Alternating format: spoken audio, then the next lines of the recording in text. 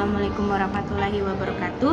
Perkenalkan, nama saya Galuh Anggreni Alnur dengan NIM 220401501027. Pada kesempatan kali ini, saya akan menjelaskan apa itu perkembangan kognitif dan perkembangan bahasa. Untuk lebih lanjutnya, mari kita simak video berikut. Langsung saja kita masuk pada topik apa yang akan kita bahas pada kesempatan kali ini. Yang pertama, dari perkembangan kognitif itu sendiri ada definisi teori belajar kognitif, prinsip teori belajar kognitif, teori-teori belajar kognitif, dan fungsi kognitif.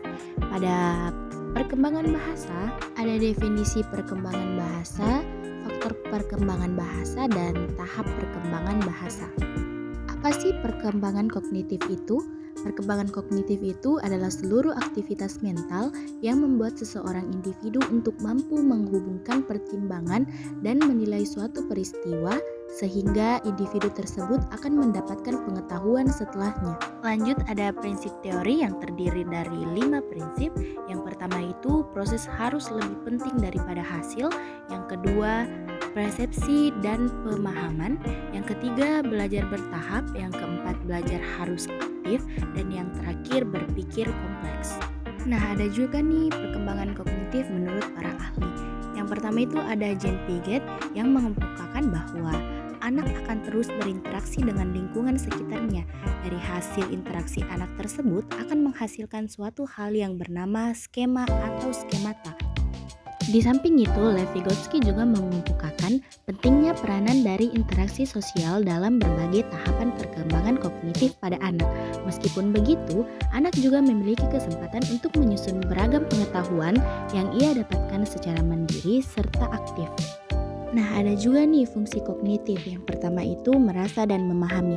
Pada merasa dan memahami ini, kecerdasan kognitif bekerja secara efektif mengenali perasaan seseorang.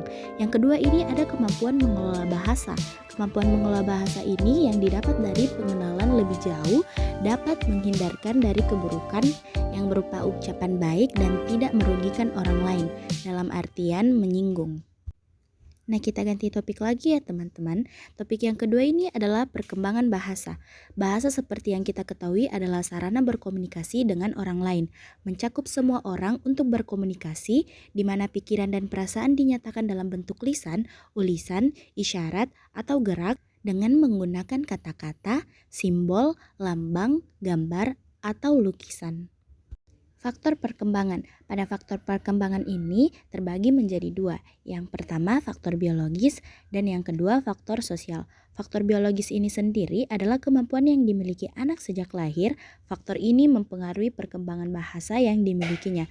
Sedangkan faktor sosial adalah pengaruh dari interaksi dengan lingkungan sekitarnya yang memungkinkan anak mendapatkan variasi bahasa yang baru.